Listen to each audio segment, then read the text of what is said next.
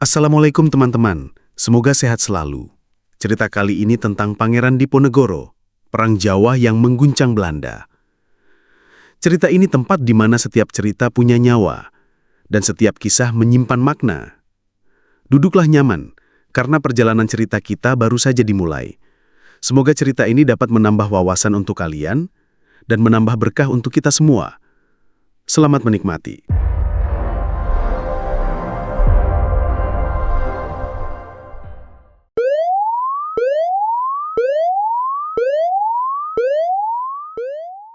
Malam di Yogyakarta terasa berat, seakan langit menahan nafasnya. Tahun 1825, tanah Jawa dipenuhi kegelisahan. Rakyat kecil merintih, sawah-sawah kering karena pajak yang mencekik, dan ladang-ladang yang seharusnya jadi sumber kehidupan justru jadi beban. Bukan hanya uang yang diminta Belanda, tapi juga tenaga, keringat, bahkan nyawa. Setiap langkah para serdadu kolonial meninggalkan jejak ketakutan di hati rakyat. Di tengah gejolak itu, seorang bangsawan Jawa yang sederhana lebih memilih hidup sebagai rakyat biasa, sedang menahan amarahnya. Dialah Raden Mas Ontowiryo, yang kelak dunia mengenalnya sebagai Pangeran Diponegoro. Ia bukan sekadar pangeran yang ingin berkuasa. Ia adalah sosok yang hatinya menyatu dengan penderitaan rakyat. Rumahnya tidak mewah. Ia tinggal di Tegalrejo bersama neneknya, lebih memilih kesederhanaan ketimbang istana. Namun justru dari kesederhanaan itulah ia melihat langsung bagaimana rakyat menderita. Diponegoro mendengar tangisan petani yang kehilangan tanahnya, jeritan ibu-ibu yang tak sanggup membayar pajak, dan rintihan buruh yang dipaksa bekerja tanpa upah. Dan puncaknya, sebuah keputusan arogan Belanda memicu bara yang selama ini tertahan. Tanpa rasa hormat, pihak kolonial berencana membangun jalan yang melintasi makam leluhur Diponegoro di Tegalrejo. Bagi orang Jawa, leluhur adalah harga diri. Menginjak tanah makam berarti menginjak martabat, mencabik tradisi, dan meremehkan nilai kehidupan. Saat mendengar kabar itu, darah Diponegoro mendidih. Ia menatap langit malam, memejamkan mata, lalu berbisik pelan. Ini bukan lagi soal diriku. Ini soal tanah Jawa. Ini soal harga diri kita semua. Belanda mengira ia akan diam, tunduk, dan menerima. Tapi mereka salah besar. Api yang mereka nyalakan justru membakar seluruh Jawa. Ketegangan semakin terasa ketika serdadu kolonial mulai menancapkan patok jalan di sekitar Tegalrejo. Rakyat yang melihatnya menangis, marah, tapi tak berdaya. Hingga tiba saatnya Diponegoro turun tangan. Dengan tatapan tajam, ia berkata kepada pengikutnya, "Kita sudah terlalu lama bersabar. Bila mereka berani menginjak leluhur kita, maka hari ini kita bersumpah, tanah ini tidak akan pernah jatuh ke tangan penjajah tanpa perlawanan. Darah kita, nyawa kita, semuanya untuk Jawa." Suasana pun meledak. Orang-orang kampung, petani miskin, santri, hingga bangsawan kecil, satu persatu berdiri di belakang Diponegoro. Mereka tak lagi memikirkan harta, tak lagi memikirkan keselamatan diri. Yang ada hanyalah satu kata, merdeka. Dan dari situlah Perang Jawa dimulai. Perang paling besar dan paling berdarah yang pernah dialami Belanda di Nusantara. Perang yang berlangsung selama 5 tahun, mengorbankan ratusan ribu jiwa, dan membuat tanah Jawa berguncang hebat. Tegalrejo berubah menjadi simbol perlawanan. Obor-obor menyala, genderang perang dipukul, dan doa-doa bergema di langit malam. Belanda tidak menyadari bahwa yang mereka hadapi bukan hanya seorang pangeran, melainkan semangat satu bangsa. Dan dari bara inilah lahir api besar yang akan membakar seluruh penjuru Jawa. Hutan-hutan Jawa bergetar oleh dentuman genderang perang. Tahun 1825 menjadi saksi ketika api perlawanan yang disulut Pangeran Diponegoro berubah menjadi kobaran besar yang melahap seluruh tanah Jawa. Tidak lagi hanya sekedar sebuah protes terhadap Belanda, tapi sebuah perang habis-habisan. Perang yang akan dikenal dalam sejarah sebagai Perang Jawa. Perang paling dahsyat yang pernah mengguncang Hindia Belanda. Semua bermula dari sebuah keputusan kecil namun penuh arogansi. Belanda dengan seenaknya memasang patok jalan melintasi tanah leluhur Diponegoro tanpa izin. Bagi mereka, tanah hanyalah wilayah yang bisa diukur dan dipatok sesuka hati. Tapi bagi Diponegoro, tanah itu adalah warisan suci, pusaka dari para leluhur, tempat darah dan air mata orang Jawa mengalir. Dan saat patok itu ditancapkan, seolah Belanda menusukkan belati ke jantung harga dirinya. Ini bukan sekedar tanah, kata Diponegoro dengan sorot mata menyala di hadapan para pengikutnya. Ini adalah kehormatan, dan kehormatan tidak boleh diinjak-injak. Dalam sekejap, rakyat dari berbagai lapisan bersatu di bawah panji perlawanan. Petani meninggalkan sawah mereka, santri-santri turun dari pesantren, bangsawan yang kecewa ikut bergabung, bahkan rakyat jelata yang sudah lama terhimpit pajak dan kerja paksa, melihat Diponegoro sebagai cahaya harapan. Mereka menyebutnya Ratu Adil, sosok yang diyakini akan datang untuk menegakkan keadilan di bumi Jawa. Belanda meremehkan pada awalnya. Mereka berpikir, apa yang bisa dilakukan oleh seorang pangeran dengan rakyat desa melawan kekuatan militer modern? Tapi mereka salah besar. Diponegoro bukan hanya seorang bangsawan. Ia seorang pemimpin spiritual, seorang panglima yang paham strategi, seorang manusia yang tak gentar meski menghadapi kekuatan raksasa. Gerilya menjadi senjata utama. Pasukan Diponegoro bergerak lincah, menyusuri hutan-hutan, menyeberangi sungai, dan menyerang secara tiba-tiba sebelum lenyap ke kegelapan malam. Desa-desa kecil berubah menjadi benteng rakyat, masjid dan pesantren menjadi pusat komando, sementara doa dan takbir menggema sebelum setiap serangan dilancarkan. Dan setiap kali Belanda mencoba membalas, mereka justru terperangkap. Jalan-jalan yang mereka bangun dijadikan jebakan. Sungai yang mereka lintasi menjadi kuburan. Tentara kolonial yang terbiasa dengan pertempuran terbuka di lapangan luas dibuat kewalahan menghadapi perang bayangan di hutan tropis Jawa. Perang ini bukan sekadar tentang senjata, bisik salah satu pengikut Diponegoro. Ini adalah perang keyakinan. Mereka berperang demi uang, kita berperang demi tanah, demi iman, demi masa depan anak cucu kita.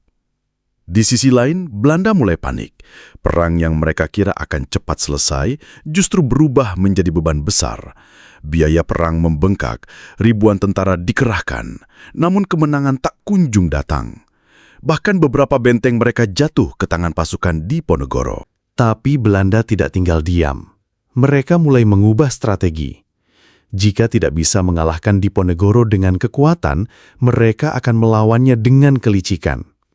Intrik politik dimainkan, mata-mata disebar, bahkan isu-isu perpecahan ditanamkan di tengah rakyat Jawa sendiri.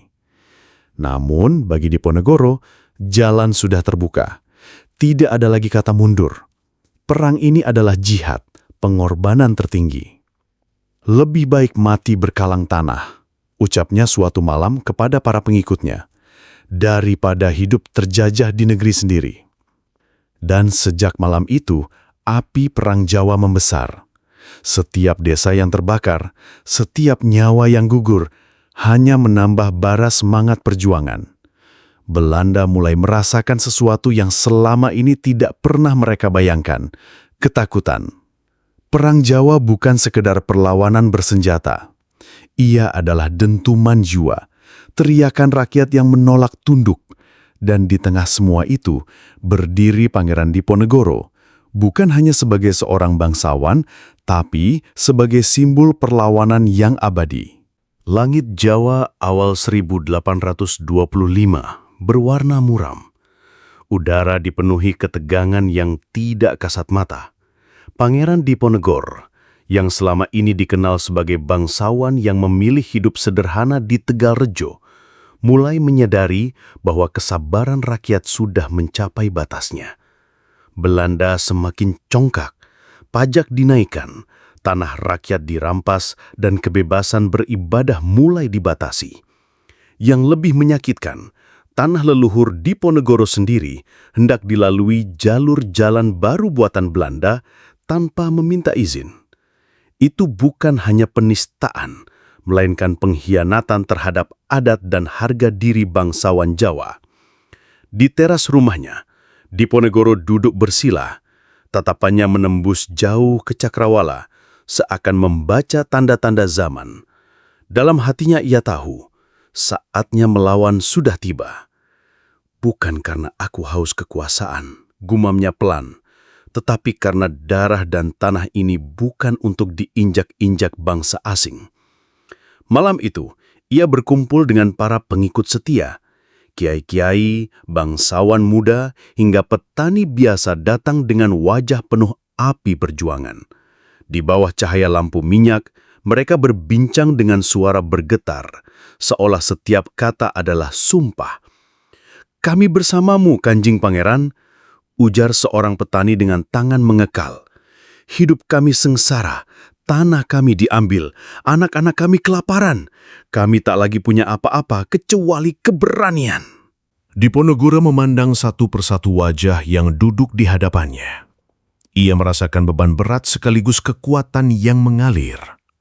"Saudaraku," katanya lantang, "perang ini bukan hanya perangku, tapi perang kita semua.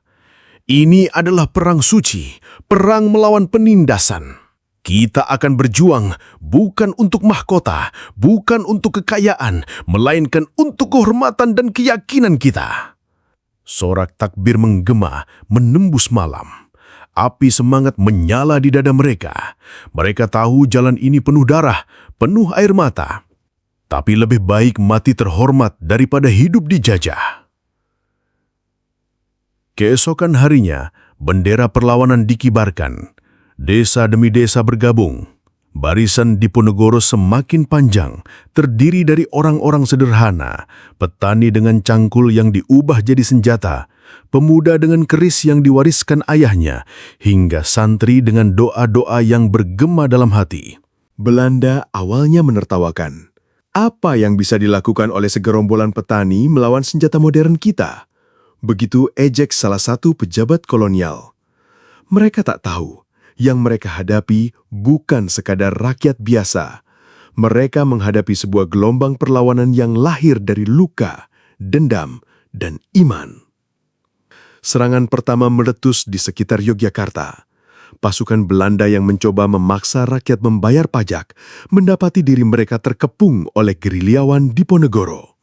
Panah melesat dari semak-semak, tombak menghantam dada serdadu, dan teriakan perang mengguncang langit. Belanda kaget. Mereka terbiasa dengan perang terbuka, tapi kali ini musuh bersembunyi di hutan, muncul lalu menghilang, seperti bayangan yang tak bisa ditangkap. Darah pertama pun tertumpah, dan dari situlah Perang Jawa dimulai. Desas-desus tentang keberanian Diponegoro menyebar cepat. Di pasar, di masjid, di sawah, namanya disebut dengan hormat. "Kanjeng Pangeran melawan Belanda," begitu bisik orang-orang. Dari pesisir hingga pedalaman, rakyat bangkit. Namun Belanda tidak tinggal diam. Mereka segera mengirim bala tentara tambahan. Senjata-senjata canggih didatangkan, strategi militer disusun. Tetapi yang tak mereka pahami, ini bukan sekadar perang fisik, ini perang keyakinan. Rakyat berjuang karena hati mereka terbakar oleh rasa sakit yang sama. Diponegoro menatap pasukannya yang semakin membesar. Hari ini, seruma di hadapan mereka, kita bukan lagi rakyat yang tertindas, kita adalah bangsa yang melawan. Ingatlah, meski musuh kita kuat, Allah lebih besar dari segalanya. Sorak kemenangan menggema dan genderang perang kembali dipukul. Api perlawanan yang kecil kini menjalar menjadi kobaran besar. Jawa berguncang, dan Belanda mulai merasa ketakutan. Perang sudah dimulai, dan tidak ada jalan kembali. Tanah Jawa bergetar, bukan karena gempa bumi, tapi karena dentuman meriam, derap kuda, dan jeritan manusia.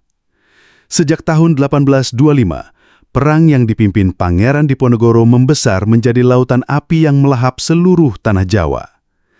Tak ada lagi desa yang benar-benar aman. Tak ada lagi jalan yang tak berdarah. Perang ini bukan sekedar bentrokan, melainkan ledakan dari kemarahan yang telah lama dipendam rakyat Jawa. Belanda terkejut. Mereka tidak pernah menduga bahwa perlawanan Diponegoro bisa meluas begitu cepat. Dari lereng-lereng Gunung Merapi hingga pesisir selatan Jawa, rakyat bangkit. Mereka membentuk pasukan-pasukan kecil, bergerilya di hutan, mengintai di malam hari, dan menyerang konvoi tentara kolonial tanpa ampun. Setiap jembatan bisa runtuh kapan saja. Setiap hutan bisa menyembunyikan ribuan mata. Belanda mulai menyadari, perang ini bukan perang biasa. Ini adalah perang rakyat. Bayangkan, setiap malam obor-obor menyala di kegelapan. Pasukan Diponegoro menyerang tiba-tiba, lalu lenyap di balik kabut hutan.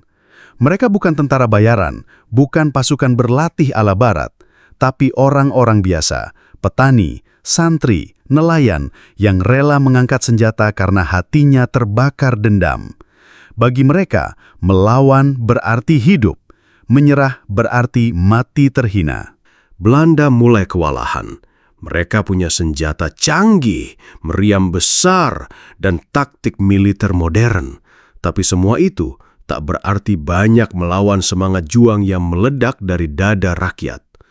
Tentara kolonial terpaksa membangun benteng-benteng kecil di berbagai titik karena mereka tak lagi berani berjalan jauh tanpa perlindungan. Setiap langkah mereka adalah ketakutan. Setiap malam mereka tidur dengan bayangan serangan mendadak.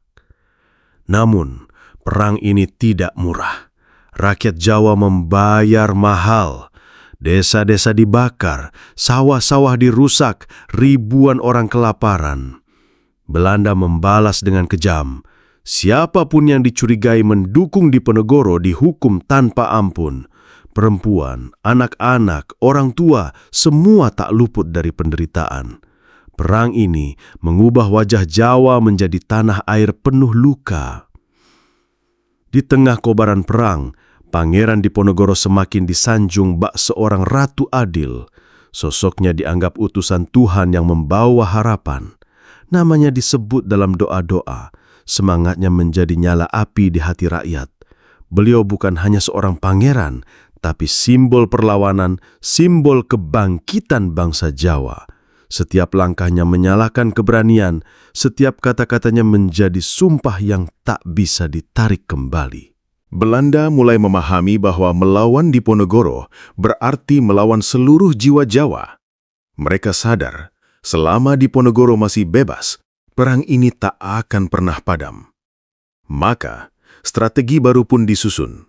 Belanda tak hanya mengandalkan senjata, tapi juga tipu daya, politik adu domba, dan jebakan licik. Mereka mulai mencari kelemahan, mencoba meretakkan kesetiaan para pengikutnya. Tapi bagi rakyat Jawa, perang ini sudah lebih dari sekedar pertarungan. Ini adalah perang kehormatan, perang yang mempertaruhkan harga diri bangsa. Dan selama semangat Diponegoro masih berkobar, Jawa akan tetap berperang. Malam itu sunyi. Hanya suara jangkrik dan desir angin yang berhembus di antara pepohonan hutan lereng Merapi. Malam itu sunyi. Hanya suara jangkrik dan desir angin yang berhembus di antara pepohonan hutan lereng Merapi. Pasukan Pangeran Diponegoro tengah beristirahat. Tubuh mereka lelah, mata berat, namun hati tetap menyala. Api perjuangan itu tidak bisa padam. Mereka tahu, besok subuh darah kembali akan tumpah di tanah Jawa. Sejak perang meletus, Belanda mulai panik. Mereka tidak menyangka bahwa seorang pangeran keraton yang memilih hidup sederhana di Tegalrejo mampu menggerakkan puluhan ribu rakyat. Perang yang mereka kira akan selesai dalam hitungan bulan, ternyata menjelma menjadi mimpi buruk. Belanda mendatangkan pasukan tambahan dari Eropa. Mereka membangun benteng-benteng pertahanan, memperketat jalur logistik, bahkan mulai memanfaatkan politik adu domba. Namun Pangeran Diponegoro tidak gentar. Ia menatap wajah rakyatnya, para petani miskin, kiai, santri, hingga prajurit tua yang masih gagah membawa tombak. Saudaraku, suara Diponegoro bergetar namun tegas. Kita bukan melawan sekadar pasukan asing. Kita melawan keserakahan. Kita melawan penindasan.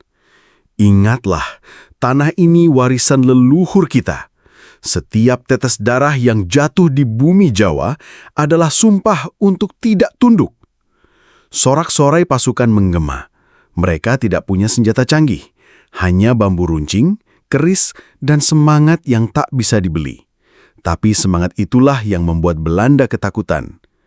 Esok harinya, perang pecah di daerah Bagelen. Dentuman meriam Belanda menghantam tanah, membuat bumi bergetar. Pasukan Diponegoro menyerbu dengan strategi gerilya. Mereka muncul dari hutan, menyerang dengan cepat lalu menghilang sebelum Belanda bisa membalas. Teriakan perang mengguncang udara, bercampur dengan jerit kesakitan. Darah mengalir, tubuh bergelimpangan, bau mesiu dan anyir darah menyatu menjadi aroma kematian. Namun di balik semua itu, ada harapan. Setiap prajurit yang gugur seakan berbisik, lanjutkan perjuangan ini. Belanda mulai tertekan. Mereka tidak bisa menebak kapan dan di mana pasukan Diponegoro akan muncul. Di malam hari, bayangan para pejuang bergerak seperti hantu, menusuk dari kegelapan. Di siang hari, rakyat kecil ikut menyembunyikan prajurit, memberi makanan, memberi doa. Namun, perang tidak hanya menguji fisik, ia menguji hati. Banyak keluarga tercerai-berai. Anak kehilangan ayah, istri kehilangan suami, tangisan perempuan dan anak-anak terdengar di setiap desa yang terbakar. Tetapi justru itulah yang menguatkan tekad Diponegoro.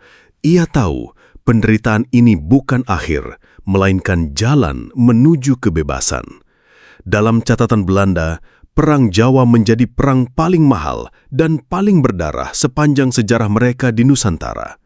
Lebih dari 200.000 rakyat Jawa tewas, Belanda pun kehilangan puluhan ribu prajurit. Namun, angka hanyalah angka.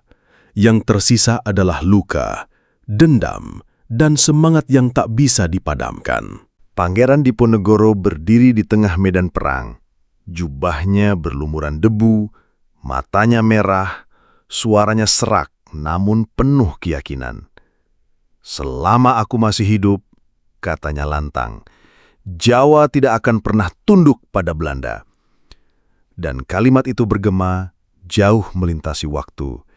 Ia menjadi sumpah yang membakar jiwa para pejuang, bahkan hingga generasi setelahnya.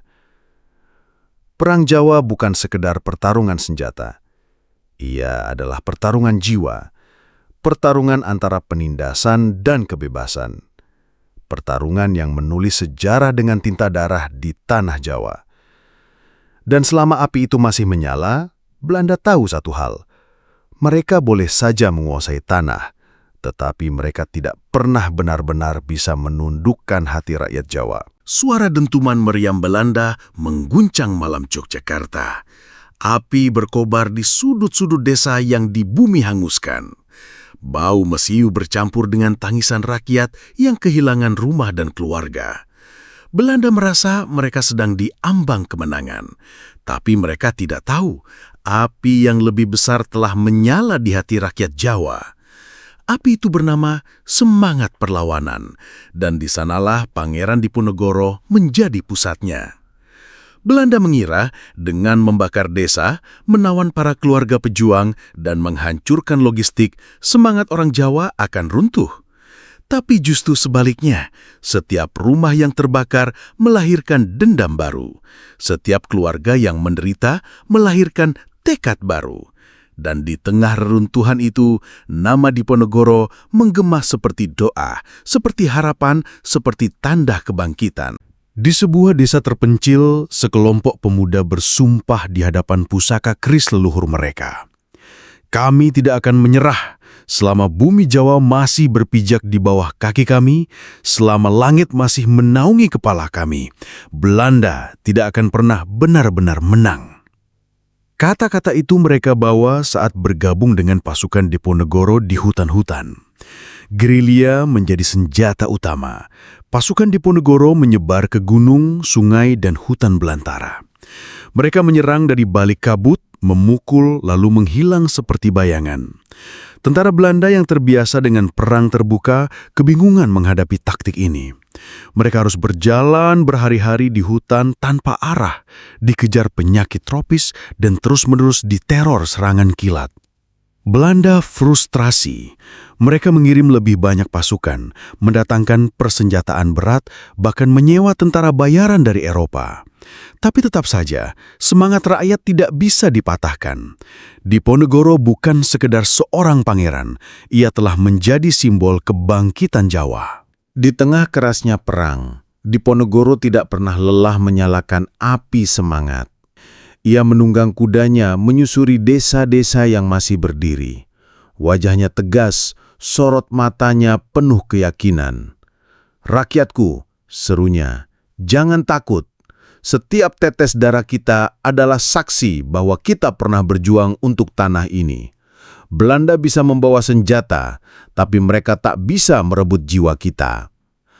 Kata-kata itu seperti sihir. Rakyat yang letih kembali bangkit. Anak-anak muda berbondong-bondong mengangkat senjata seadanya, bambu runcing, tombak, bahkan hanya kayu. Mereka tidak berperang demi harta, mereka berperang demi tanah kelahiran, demi masa depan yang bebas dari penindasan. Perlawanan itu menjalar, dari Yogyakarta hingga Jawa Tengah, dari desa kecil hingga kota, api Diponegoro menyala. Bahkan Belanda mengakui, perang ini telah mengguncang kekuatan mereka. Seorang perwira Belanda menulis, "Kami tidak hanya melawan pasukan, kami melawan semangat seluruh rakyat." Namun, di balik semangat yang membara, Belanda menyusun rencana yang lebih licik. Mereka sadar tidak mungkin menaklukkan Diponegoro dengan kekuatan senjata saja. Maka, mereka mulai bermain dengan tipu daya, dengan politik, dengan pengkhianatan. Dan disinilah sejarah akan berbalik arah. Sebuah perang yang sudah mengubah wajah Jawa akan segera memasuki babak paling kelam, pengkhianatan yang menggoreskan luka abadi. Apakah api semangat itu akan padam, atau justru semakin berkobar setelah pengkhianatan itu? Malam di bulan Januari 1830 itu terasa mencekam. Di Magelang, sebuah rumah kolonial Belanda diselimuti cahaya lampu minyak. Di dalamnya, Pangeran Diponegoro duduk dengan sorot mata yang tenang meski hatinya bergolak seperti samudra. Di hadapannya, Jenderal de Kock menatap penuh kewaspadaan.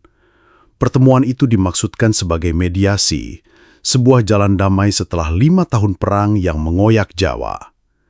Namun, dalam senyap malam itu, sesungguhnya sejarah tengah menuliskan bab terkelamnya.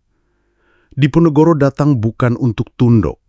Ia datang dengan keyakinan bahwa pertempuran bisa dihentikan bila Belanda menghormati rakyat Jawa dan mengembalikan tanah leluhurnya. Tapi Belanda punya rencana lain. Negosiasi itu hanyalah jebakan. Begitu kesempatan tiba, pasukan kolonial menyergap. Diponegoro ditangkap, ditahan, lalu dibawa keluar dari tanah yang ia cintai. Malam itu, jerit rakyat yang mendengar kabar penangkapan sang pangeran menggema di seluruh Jawa. Perang Jawa berakhir, tetapi bukan dengan kemenangan Belanda yang sepenuhnya, melainkan dengan luka dalam yang tak pernah sembuh. Belanda kehilangan lebih dari 8.000 serdadu Eropa dan 7.000 prajurit pribumi. Sementara rakyat Jawa, ratusan ribu jiwa melayang. Desa-desa terbakar, ladang-ladang jadi kuburan, dan tanah Jawa penuh darah. Itu harga yang dibayar karena satu bangsa menolak dijajah. Diponegoro kemudian dibuang jauh ke Manado, lalu ke Makassar. Ia tak lagi menginjak tanah Jawa, namun semangatnya tak pernah mati. Dari balik dinding penjara ia menulis, ia berdoa, dan ia mengirim pesan bahwa perang ini bukan akhir, melainkan awal kebangkitan. Kata-katanya menjadi api yang menyala di hati rakyat, generasi demi generasi. Belanda mungkin berhasil menangkap tubuh Diponegoro, tapi mereka gagal memenjarakan jiwanya.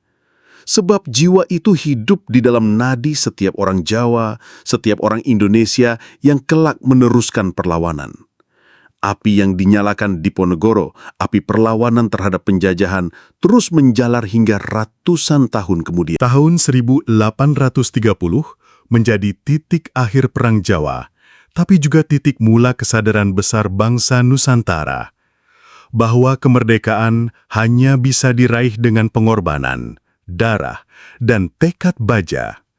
Dan nama Diponegoro pun diabadikan, bukan hanya sebagai seorang pangeran, tetapi sebagai simbol perlawanan, lambang harga diri, dan roh perjuangan. Hingga kini, setiap kali nama Diponegoro disebut, kita tidak hanya mengingat perang, kita mengingat keberanian seorang manusia yang memilih berkorban demi bangsanya. Kita mengingat tekad seorang pemimpin yang tidak tunduk pada tipu daya penjajah. Dan kita mengingat api yang tak pernah padam, api yang membakar jalan menuju kemerdekaan Indonesia. Itulah kisah Pangeran Diponegoro. Bukan sekadar perang, tapi sebuah sumpah darah yang mengguncangkan dunia dan menjadi warisan abadi bagi bangsa ini.